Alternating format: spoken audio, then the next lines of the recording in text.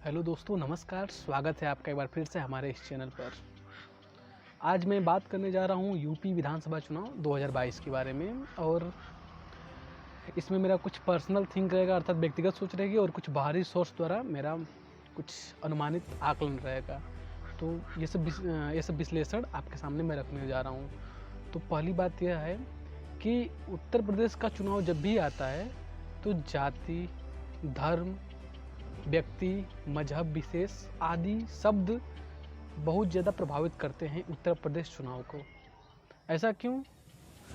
पहला तथ्य यह उठता है, आइए बात करते हैं उसके बारे में, हम आकलन करते हैं। और आपका भी ये सोच होगा कि, और आपकी टिप्पणी भी मुझसे मेल काफ़ी खाती होगी। और पहला सोच यह है कि क्या भगवानों ने बनाया था जातिवाद? तो इसका उत्तर एक ही शब्द में है, नहीं। भगवानों ने जातिवाद नहीं बनाया था। ऋग्वेद, आयुर्वेद, यजुर्वेद, सामवेद, ये जितने पुराण पौराणिक वेद हैं जो कि रहस्यमयी वेद हैं, ये आज भी हमें बताते हैं कि जाति शब्द का निर्माण वैदिक काल के समय ही हुआ था। उस समय इसी जाति शब्द का नाम वर्ण था, अर्थात वर्ण के रूप में सारा समूह विभाजित था। वो किसी जाति विशेष के नाम से नहीं पुकारे जाते थे, एक वर्ण के नाम से पुकारे जाते थे। और आज भी अगर उसी नियम का पालन किया जाए तो वर्ण ही माना जाए कि जिस व्यक्ति का जो कार्य है वो उसके नाम और उस वर्ण के द्वारा जाना जाएगा और उसकी वही पहचान होगी।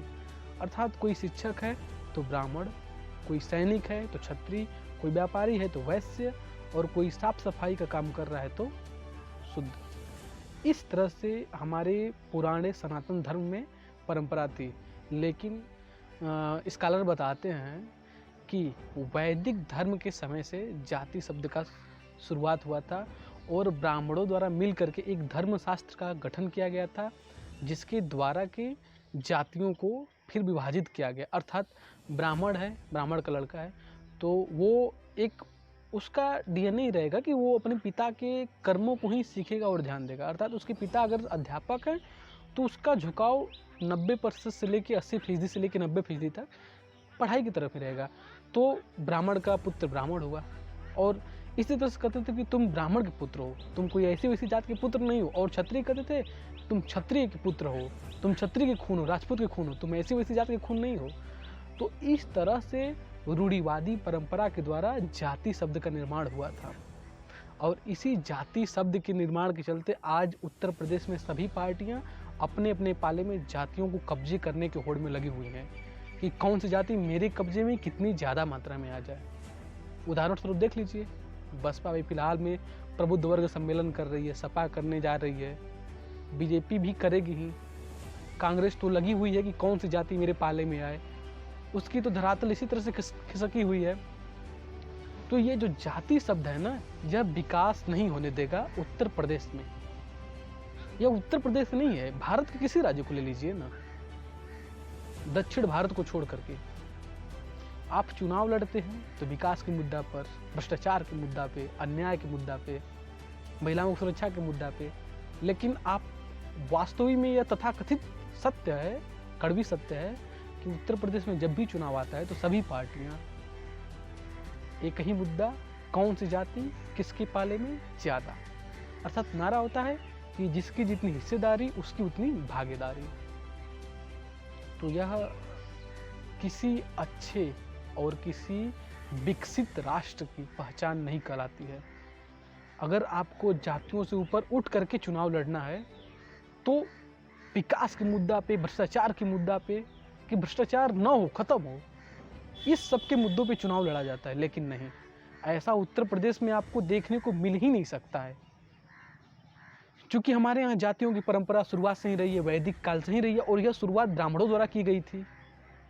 और ब्राह्मण ही जाति सूचक शब्द के जनक हैं, जिनके चलते कि आज जातियाँ एक दूसरे से विभाजित हैं और सभी पार्टियाँ किसी जातिगत वोट बैंक के रूप में बिखरी हुई हैं कि ये जाति इस पार्टी की, ये जाति का वोट इस पार्टी का, इस जाति का वोट इस। ये क्या है? चुनाव है? नहीं, हम आपस में ही बिखरे हुए हैं। इस तरह से चुनाव नहीं लड़ा जाता है, या इस तरह से एक अच्छे राष्ट्र, एक अच्छे राज्य का निर्माण नहीं हो सकता है। सन 1881 ईस्वी में जनगणना की शुरुआत हुई थी। यह इतिहास है कि सन 1881 ईस्वी में जनगणना की शुरुआत हुई थी, और वो भी जाति के आधार पर। आज हम लोग कहते हैं कि इतने फीसदी ब्राह्मण, इतने फीसदी यादव, इतने फीसदी मुसलमान। इसका एक्यूरेट आंकड़ा आज तक गवर्नमेंट के पास मौजूद नहीं है, क्योंकि जो अंतिम जाति के आधार पर जनगणना हुई थी ना, वह सन 1931 ईस्वी में हुई थी। सन 1881 ईस्वी से लेकर के सन 1931 ईस्वी के बीच में जो जनगणना हुई थी, वह जातियों के आधार पर कि इतने फीसदी ब्राह्मण, इतने फीसदी यादव, इतने फीसदी ओबीसी, इतने फीसदी दलित और इतने फीसदी मुसलमान, चाहे इतने फीसदी अन्य बिरादरी, अन्य धर्म, अन्य मजहब के लोग हैं। तो यह उस समय हुआ था, और आज के डेट में हमारे पास यह आंकड़ा उपलब्ध ही नहीं है कि कितने फीसदी ब्राह्मण हमारे राज्य में हैं, चाहे कितने फीसदी क्षत्रिय या कितने फीसदी ओबीसी। यह आंकड़ा हम लोग के पास मौजूद नहीं। एक चुनावी पंडितों, चुनावी रणनीतिकारों का एक आकलन होता है कि इतने फीसदी हो सकते हैं। आज 38% पिछड़ी, 19% मुसलमान, 23% दलित और 20% सवर्ण। उत्तर प्रदेश में ये 100% आबादी है। आप देखिएगा, 19% मुसलमान, 38% पिछड़ी, 23% दलित और 20% सवर्ण। यह हमारे पास एक्यूरेट डाटा है आज के डेट में, लेकिन यह एक्यूरेट डाटा नहीं है, यह एक अनुमान है चुनावी रणनीतिकारों का। इसके आधार पर चुनाव लड़ा जा रहा है, हर एक जाति को हर एक पाले में लिया जा रहा है। तो इसके आधार पे हम विश्लेषण करेंगे कि कौन सी जाति या किस पार्टी का वोट कितना हो सकता है।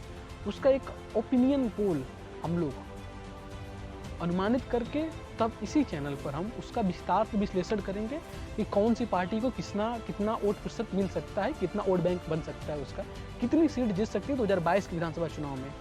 यह इसलिए भी महत्वपूर्ण है कि इसी के द्वारा 2024 के लोकसभा चुनाव का भी चयन होने वाला है, क्योंकि भारत देश का सबसे बड़ा राज्य उत्तर प्रदेश, सबसे बड़ा सूबा उत्तर प्रदेश, और सन 22 में यही मुद्दा सबसे ज़्यादा गर्म होगा, उत्तर प्रदेश विधानसभा चुनाव 2022।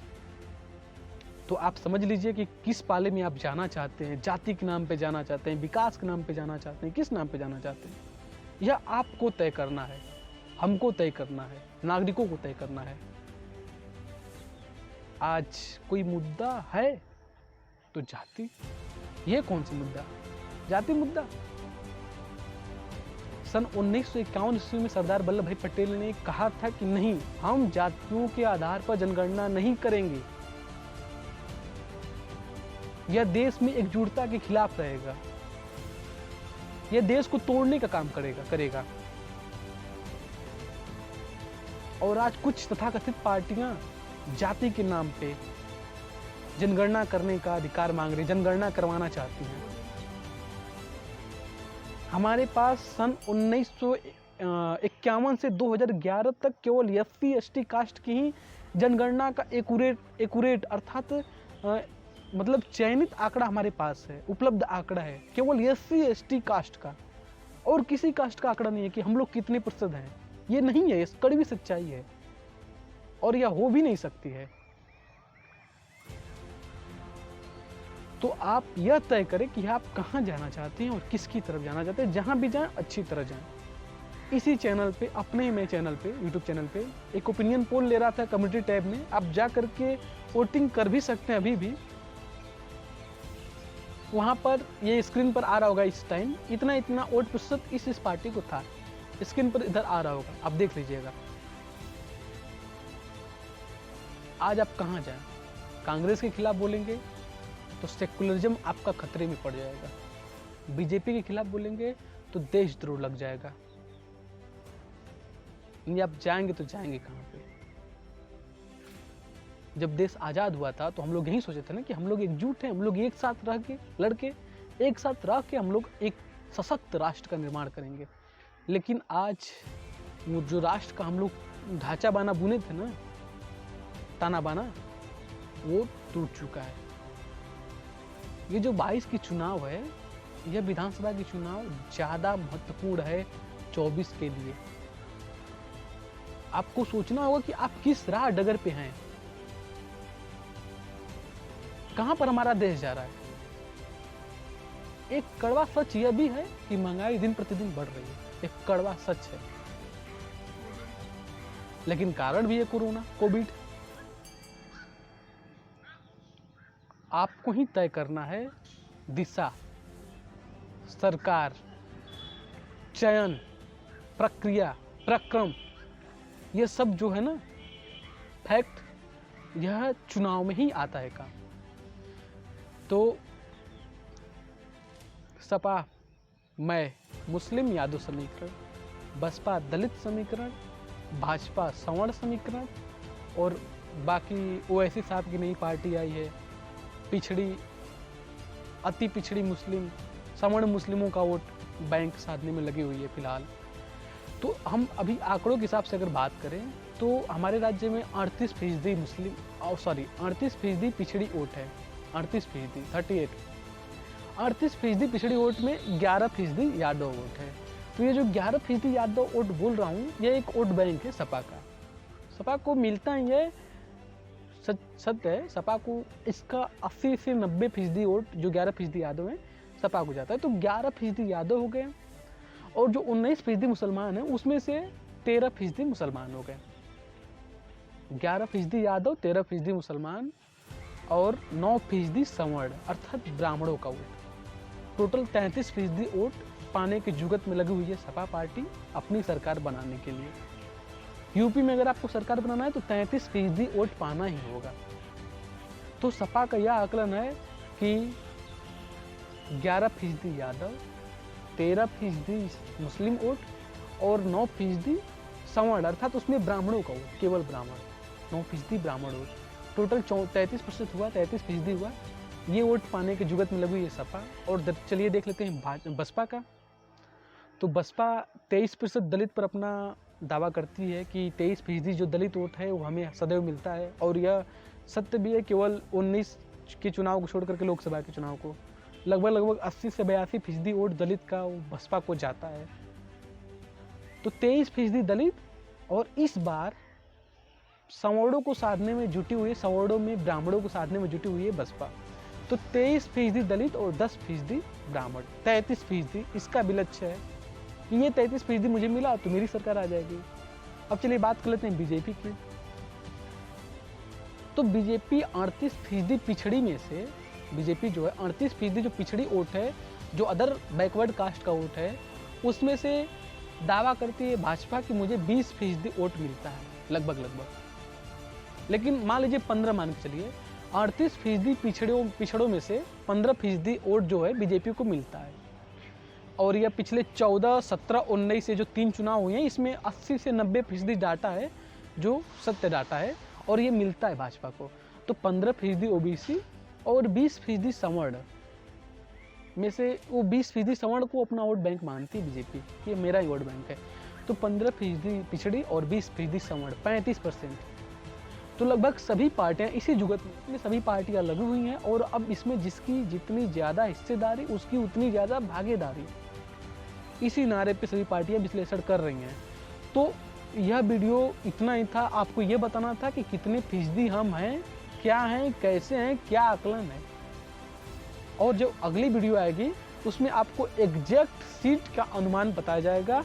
और हाँ, फिलहाल कम्युनिटी टैब में जा करके वोटिंग कीजिए, ज़्यादा से ज़्यादा मात्रा में शेयर कीजिए इस वीडियो को, और कम्युनिटी टैब में जाके वोट कीजिए किस पार्टी को आप कैसे वोट देना चाहते हैं, जिसके हिसाब से मुझे भी कुछ लाभ मिले, कि हाँ अनुमान लगाने में फ़ायदा हो, अनुमान लगाने में कुछ साहस मिले कि हाँ इतने फीसदी वोट है तो इसके अनुसार मैं अनुमानित कर सकता हूँ।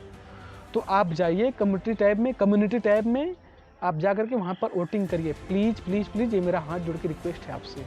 और हाँ, ये वीडियो आपको ज़रा सा भी पसंद आया हो तो प्लीज़ वीडियो को लाइक कीजिए, और हाँ वीडियो को शेयर करना तो मत भूलिएगा, क्योंकि उत्तर प्रदेश के हर एक वासियों तक ये वीडियो पहुँचाना है हम लोग को। तो प्लीज़ इसे शेयर भी कर दीजिएगा, व्हाट्सएप ग्रुप में, टेलीग्राम पे, इंस्टाग्राम पे, जहाँ भी आपको शेयर करना वहाँ पे शेयर कर दीजिएगा इस वीडियो को। और चैनल को सब्सक्राइब कर लीजिए इसी तरह के नॉलेजफुल वीडियो के लिए। तब तक के लिए जय हिंद, जय श्री राम, नमस्कार।